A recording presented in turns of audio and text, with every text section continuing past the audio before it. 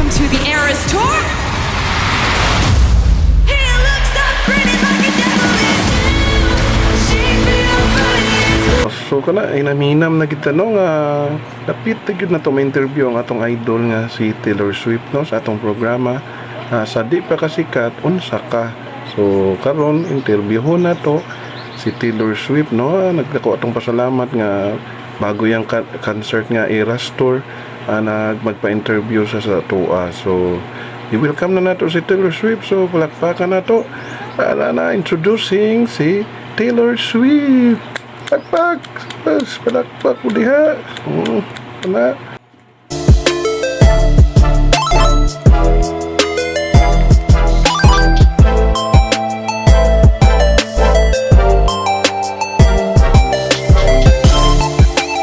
So, salamat dahil kayo Taylor Swift no nga nagkuhan ka diri no Taylor Swift sugot ka nga ma-interview na mo karon ako kay mong salamat na nga bago mag-concert nagpa-unlock pa gyud ka diri.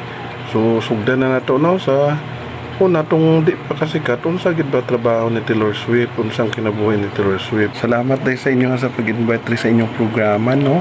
Inday Kigwa, lalo na sa imong Inday Kigwa. So salamat kaayo kay murag mohila ko ron kay interview ko ani nga bago ang concert na ako maka-promote ko sa ako ang Eras Tour kay para daghan pud mo lantaw. So sugdan din ako no sa pangutana nimo nga unsa ko kung tong di pa ko sikat. So si Papa mong tikot-kot lang yun na sa buho ni Ante ay sa CL day nila Ante buho sa CL na Ante nang septic tank god. Tapos si Mama naman kay si Ninong mong god ga negosyo nagbudbud niya dili mo gud sa kabalo mo pagahi. So si Mama ang tigpagahi sa budbud ni Ninong mao na yung trabaho.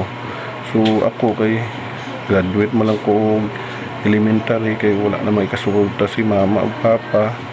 So nangita ko applyan lisod gyud pag graduate lang kag elementary. So nang-apply ko sa akong bisag asa karon naamaning barangay kapitan na mga may gusto din ako nga manyakis pod.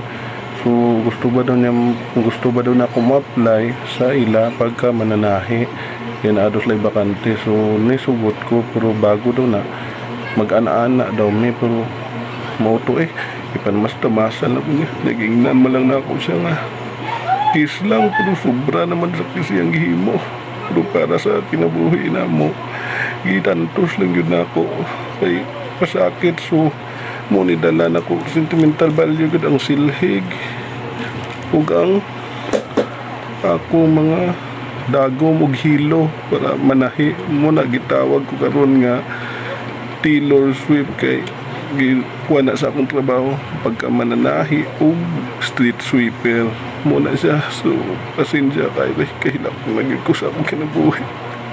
So astang subo aday no nga si Taylor Swift bago din ni naging sikat gyud dati pa din siyang mananahi o the same time street sweeper. So gipanamastamasan pa siya sa ilang ilang barangay captain nga modagan na pud karong eleksyon.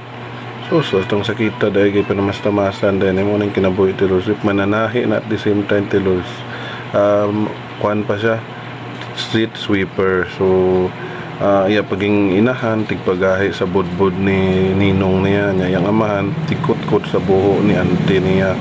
So mauday nakapait ang kinabuhi ni Taylor Swift. So mobilib kita no. So pasalamat nga naa siya diri karon. So dala-dala pa ni Taylor Swift ang iyang tong iyang sentimental value nga pangpanahi niya o ang silhig niya nga ginadala-dala kada adlaw. So kaluoy gid si Taylor Swift no. Pero palakpakan nato karon sikat na siya.